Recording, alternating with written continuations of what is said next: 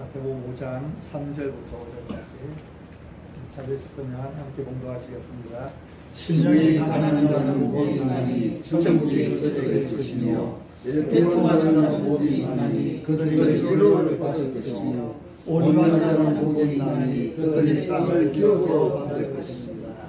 아멘. 일어서서 하겠습니다.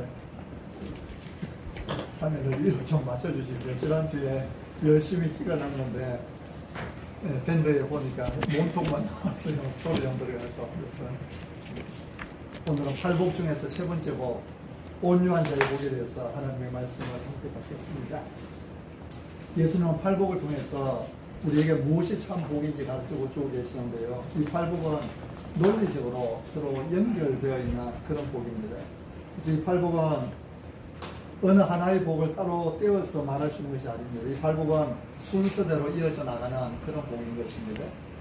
예수님께서 가르치시는 팔복은 사실은 우리에게 구원을 가르치시는 그런 복입니다. 심령이 가난한 자는 복이 있나니, 애통한 자는 복이 있나니, 온유한 자는 복이 있나니.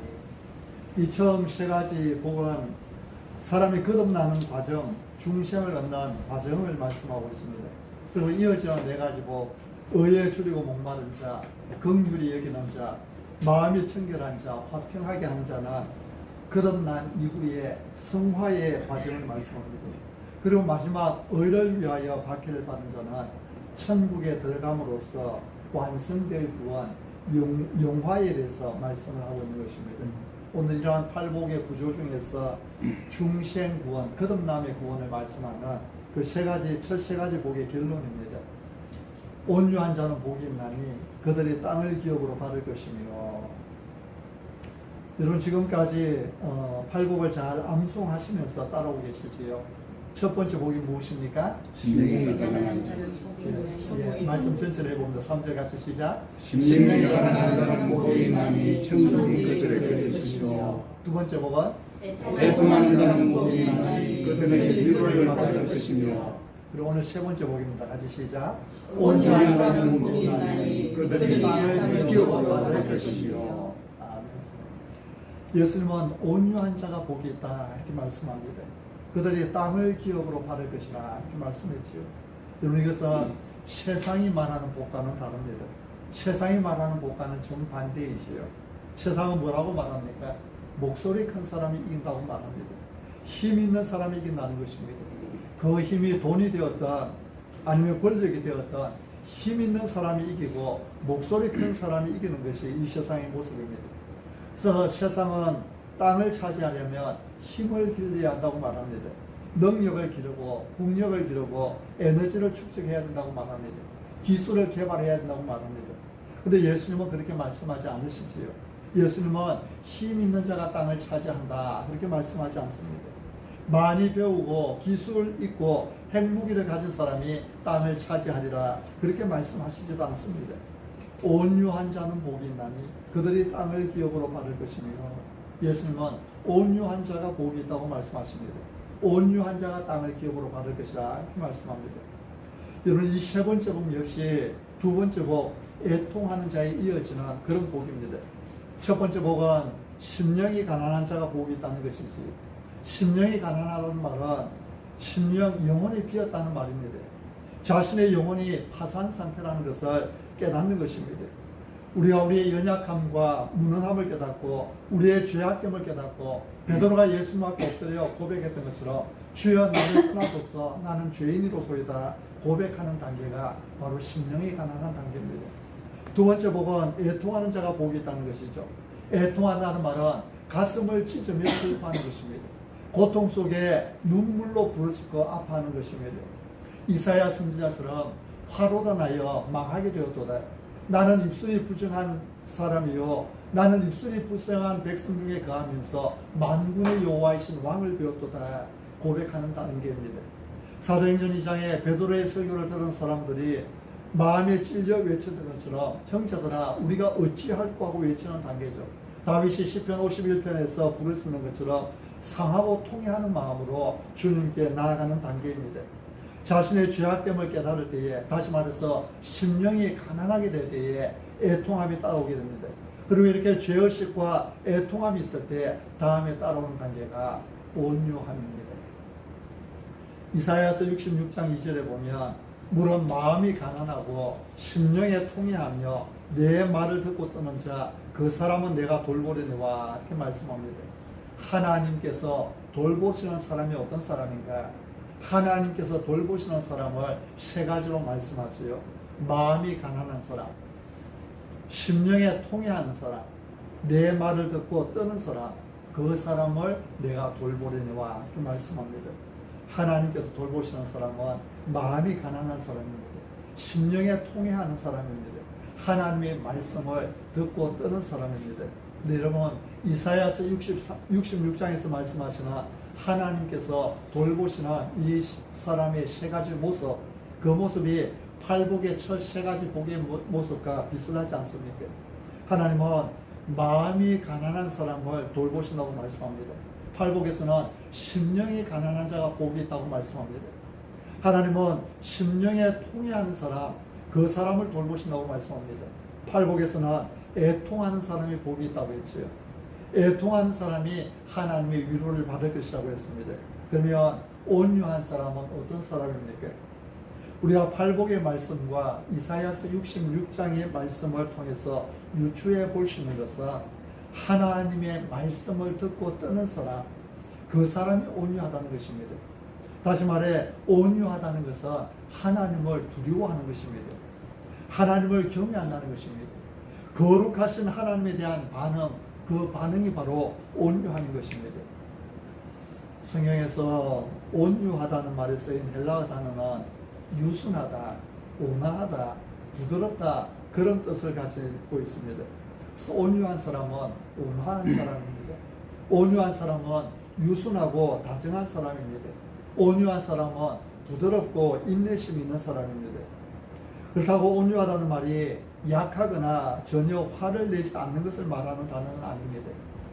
본래 이 온유하다는 헬라어 단어에는 길들인다, 짐승을 길들인다는 그런 뜻이 포함되어 있습니다. 야생만은 전문가도 다루기가 힘이 들지요. 길들어 있지 않기 때문입니다. 그러나 잘 길들어져 있는 말은 어린 아이도 탈 수가 있습니다.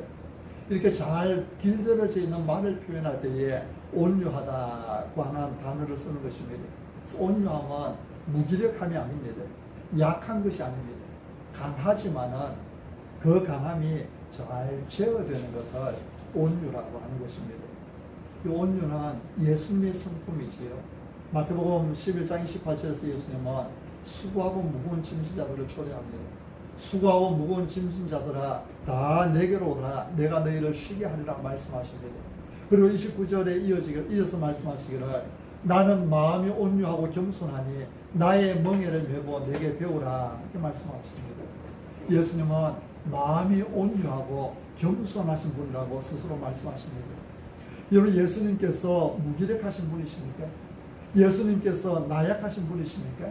예수님께서 힘이 없어서 골고다 언덕으로 끌려가신 것입니까? 절대로 아니지. 예수님은 스스로 십자가의 길을 가셨습니다. 십자가가 위대하신 이유가 어쩔 수 없이 지신 것이 아니라 예수님께서 스스로 십자가를 지셨기 때문에 십자가가 위대한 것입니다. 예수님께서 그 길을 가지 않으려고 하셨다면 아무도 예수님을 십자가에 매달 수 없었습니다. 예수님은 삼위일체 중 제2위의 하나님이셨습니다. 온 우주를 창조하신 만왕의 왕이시요 만주의 주가 되시는 분이십니다. 누가 감히 예수님을 억지로 어떻게 할 수 있겠습니까? 근데도 예수님은 군병들에게 잡혀주셨고 채찍에 맞으셨고 십자가에 못 박히셨습니다. 온유하신 분이시기 때문이지요. 힘이 없으신 것이 아니라 나약하신 것이 아니라 그 온유하신 성품에 따라 하나님의 뜻에 순종하신 것입니다. 마태복음 11장 5절에는 예수님께서 예루살렘에 들어가시는 모습이 기록되어 있습니다. 예수님께서 예루살렘에 들어가실 때에 어린 나귀를 타고 들어가십니다. 왕이신 예수님께서 자기 땅에 오셔서 그 예루살렘에 들어가실 때에 흰 백마를 타시고 분마를 타시고 웅장한 모습으로 들어가신 것이 아니라 어린 나귀를 타고 들어가셨습니다. 그 이유를 성경은 한마디로 이렇게 표현합니다. 그는 겸손하여, 이렇게 표현을 하고 있습니다. 예수님께서 겸손하여 어린 나귀를 타고 예루살렘에 들어가셨다는 것이죠. 근데 여기 겸손하여로 번역된 단어가 헬라어 성경에는 그 온유함을 나타내는 바로 그 단어를 사용하고 있습니다. 마태복음 5장에서 온유한 자는 복이 있다 할 때 그 똑같은 단어를 그는 겸손하여 할 때에 그 단어를 사용합니다. 여러분, 예수님은 온유하셨습니다. 온유함과 부드러움과 억제된 성품이지 연약함은 아닙니다. 온유함은 제어된 힘, 잘 다스려지는 힘입니다. 잠언을 읽어보면요, 잠언 25장 28절에 자기의 마음을 제어하지 아니한 자는 성읍이 무너지고 성벽이 없는 것 같으니라, 이렇게 말씀합니다. 자기의 마음을 제어하지 아니한 자, 다시 말해 온유하지 못한 자이지요. 힘은 있지만 그 힘을 제어하지 못하는 사람은 무너진 성읍과 같다는 것이죠. 반대로 잠언 16장 32절에는 노하기를 더디한 자는 용사보다 낫고 자기의 마음을 다스리는 자는 성을 빼앗는 자보다 나으니라, 이렇게 말씀합니다. 자기의 마음을 다스리는 것, 바로 온유함이죠. 온유한 사람은 성을 빼앗는 사람보다 낫다고 했습니다. 여러분, 나는 마음이 온유하고 겸손하다 말씀하신 예수님은 나의 멍에를 메고 내게 배우라고 말씀하셨습니다. 우리도 예수님처럼 온유하고 겸손한 사람이 되라는 것입니다. 온유함은 비겁함도 아니고 자신감이 결여도 아닙니다. 온유함은 그저 인간적인 친절함도 아닙니다. 온유함은 이렇게 말합니다. 나는 내 힘으로 모든 것이 불가능합니다. 그러나 하나님으로는 모든 것이 가능합니다. 온유함은 또 이렇게 말합니다. 나를 위해서는 아무것도 변호하지 않습니다.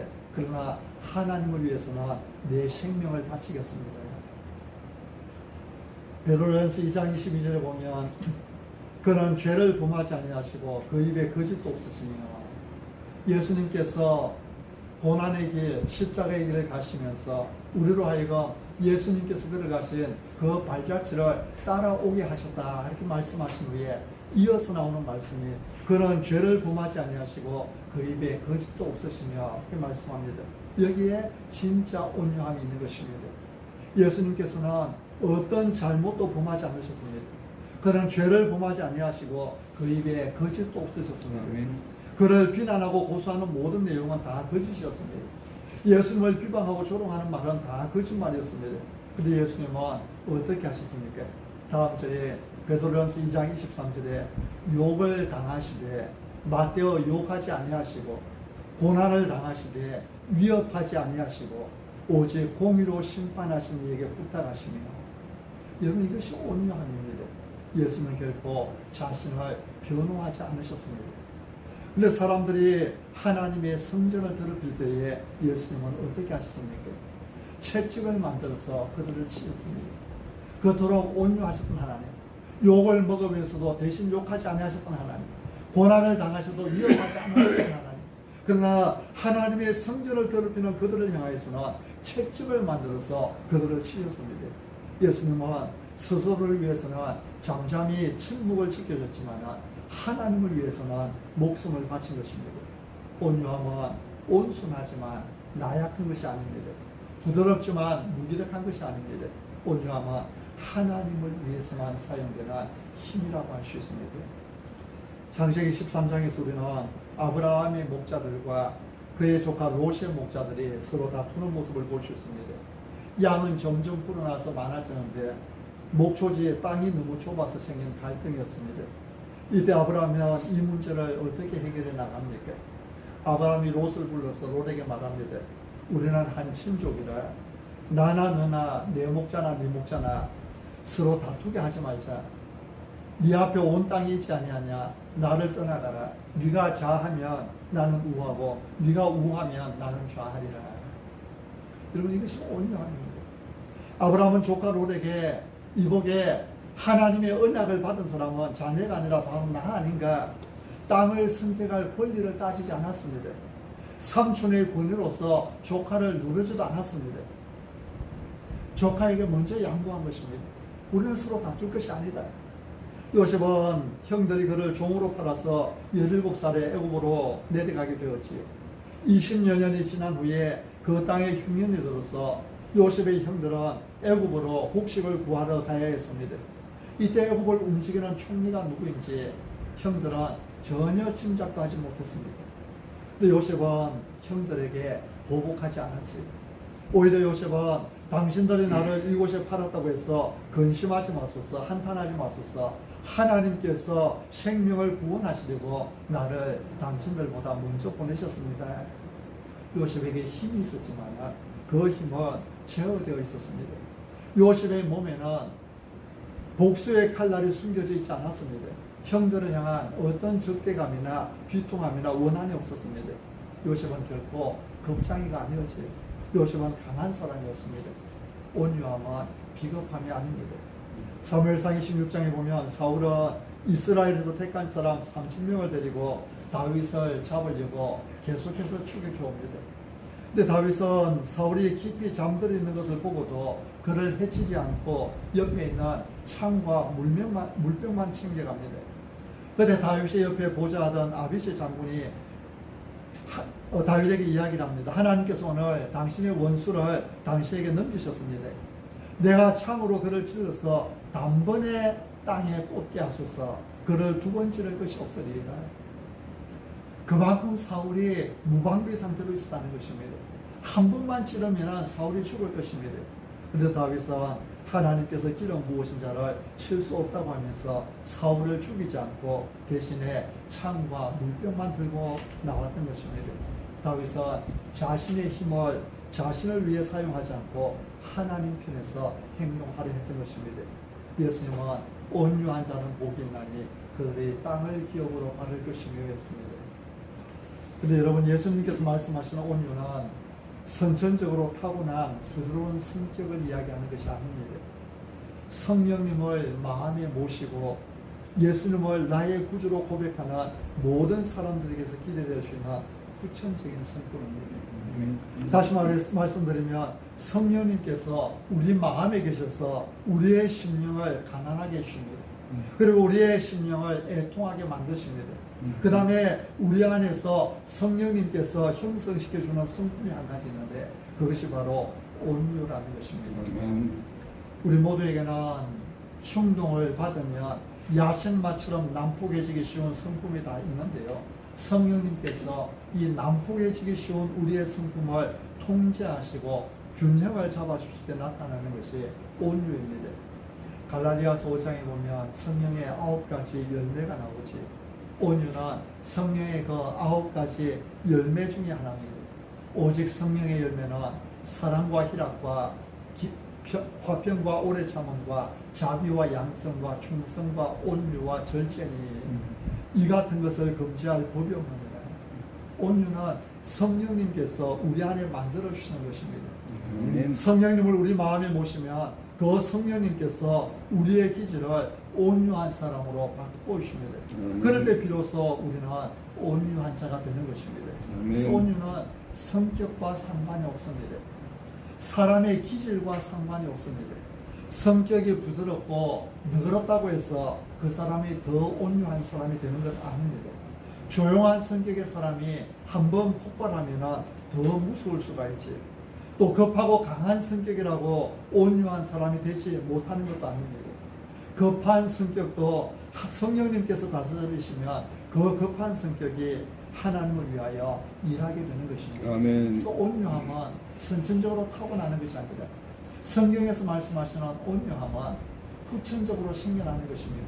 성령님께서 나를 사로잡으시고 나를 붙드실 때에 변화되어가는 하나의 성품이 온유함인 것입니다. 아멘. 모세는 애굽의 왕자 신분으로 있을 때에 화를 참지 못하고 애굽 사람을 쳐서 죽여서 모래 속에 묻었지요.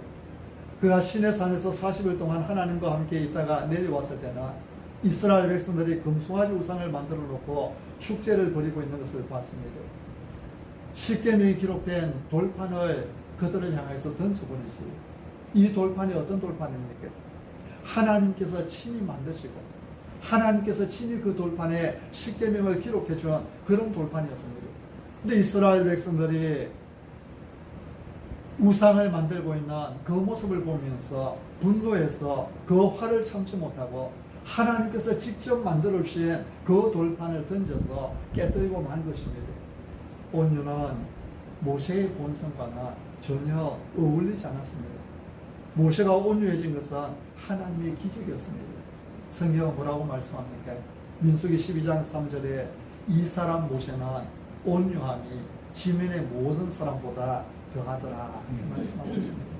모세는 온유함이 이 땅의 모든 사람보다 아주 특출했다는 것이지. 그 급한 성격을 가졌던 사람, 자기의 분노를 다스리지 못했던 사람이 하나님의 은혜로 이렇게 변화되게 된 것입니다. 아멘. 베드로도 본래 온유한 사람이 아니었습니다. 그런 성격이 불같은 사람이었지요. 게시마네 동산에서 사람들이 예수님을 잡으러 왔을 때에 베드로는 분노했습니다. 칼을 가지고 그 가운데 잡으러 온 사람들 가운데 한 사람의 귀를 잘랐습니다. 아마 그 사람의 목을 향해서 칼을 휘두르지 않았겠습니까? 이 일로 인하여서 그는 예수님께 칼로 선자는 칼로 망하리라는 권고의 말씀을 듣습니다. 이런 베드로가 베드로전서 2장 19절에 보면 이렇게 기록합니다. 부당하게 고난을 받아도 하나님을 심각함으로 참으면 이는 아름다움이. 3장 9절에서는 악을 악으로 욕을 욕으로 갚지 말고 도리어 복을 빌라 그렇게 기록을 합니다. 3장 14절에서는 의를 위하여 고난을 받으면 복 있는 자라 했습니다. 이런 베드로가 어떻게 이렇게 온유한 사람이 되었겠습니까? 사도 바울도 예수님을 만나기 전에는 온유한 자가 아니었습니다. 그런 모든 그리스도인들을 오만하고 난폭하게 위협했고 또 죽이려고 했고 감옥에 가두었습니다. 그의 그는 스스로 말하기를 내가 전에는 비방자요 박해자요 폭행자였다. 그렇게 디모데전서 1장 13절에서 고백을 합니다. 이런 바울이 예수님을 만났습니다. 우리 주 예수 그리스도의 은혜로 구원을 받았습니다. 그리고 갈라디아 교회에 편지를 쓰면서 오직 성령의 열매는 온유와 절제다. 그렇게 기록을 하는 것입니다. 온유함은 사람에게서 나온 것이 아니라 하나님께서 주시는 선물이라는 것입니다. 우리는 다 예수님을 믿습니다. 예수 믿는 사람은 한 사람도 예외 없이 성령님을 모시고 삽니다. 아멘. 성령으로 아니하거나 하나님의 영으로 아니하거나 그리스도를 주시라 할 수 없다고 했습니다. 우리가 예수님을 나의 구주요 나의 주님으로 고백하는 것은 우리 안에 성령님께서 이미 오셨다는 증거인 것입니다. 아멘. 그 성령님은 우리 안에 계시면서 우리의 성품을 온유하게 바꾸어 놓으십니다. 하나님께서 쓰시기에 합당하게 바꾸어 가십니다. 여러분, 예수님은 온유한 자가 복이 있다고 하셨습니다. 우리의 성격이 중요한 것이 아닙니다. 급하고 강한 사람보다 선천적으로 부드럽고 순한 사람이 더 유리한 건 아닙니다. 하나님께 붙들려야 됩니다. 성령님께 붙들려야 됩니다. 성령님께 붙들림 받으면 급한 사람은 급한 대로, 부드러운 사람은 부드러운 대로 온유한 사람이 되는 것입니다. 그래서 온유한 사람이 되기 위해서는 무엇보다 먼저 심령이 가난해져야 됩니다. 자신의 죄를 깨닫고 이제 우리가 어찌할까 하는 애통하는 마음을 가져야 되는 것입니다.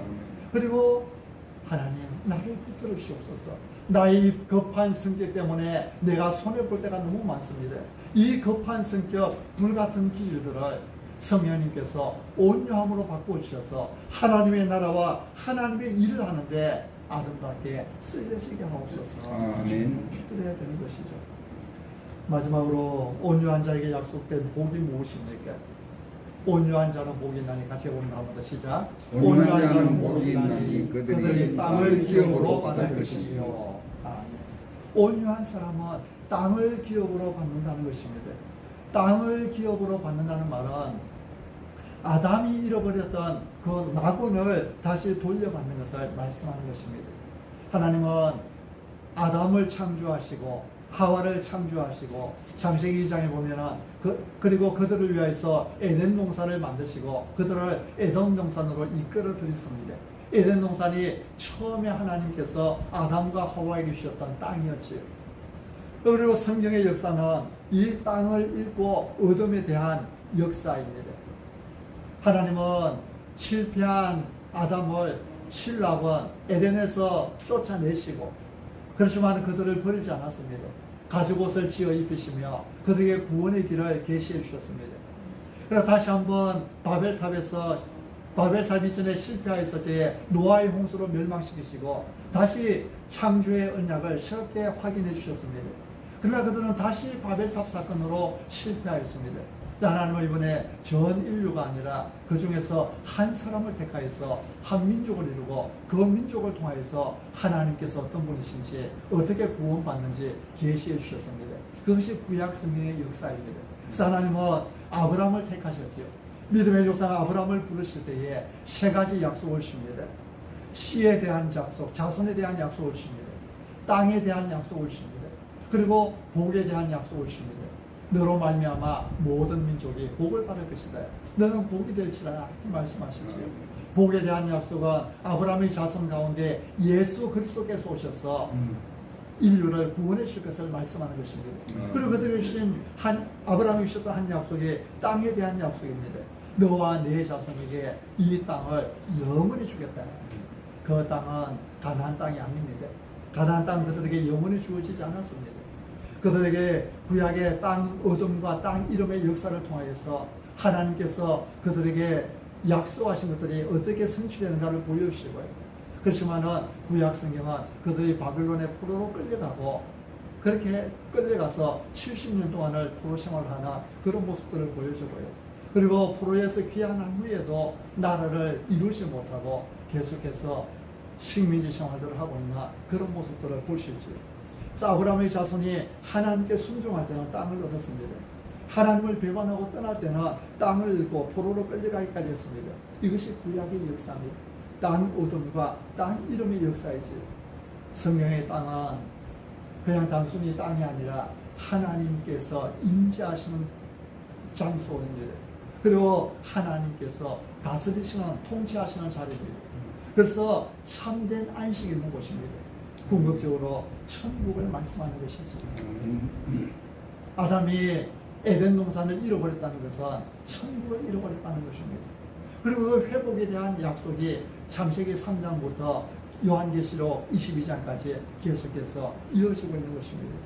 하나님은 이사야서 57장 13절에서 나를 의뢰하는 자는 땅을 차지하겠고 하셨습니다. 이사야서 60장 2절에서는 내 백성이 다 의롭게 되어 영원히 땅을 차지하리니 했습니다.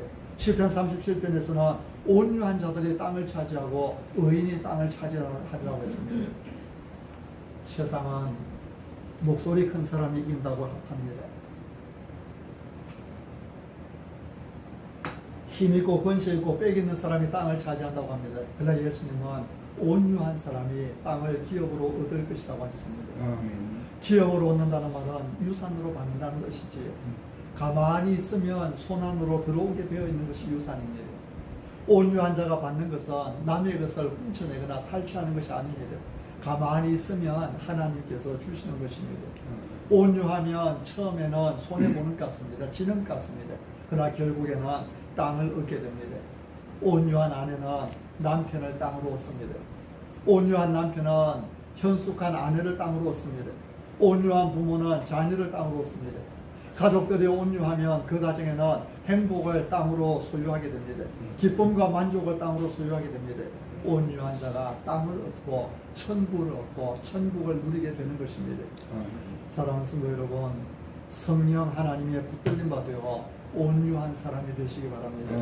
여러분의 기질과 여러분의 성격과 여러분의 모든 것이 예수 그리스도에게 온전히 잡힌 바 되어 온유한 주님의 백성으로 세워져 가는 우리 모두가 되실 수 있기를 바랍니다. 아멘.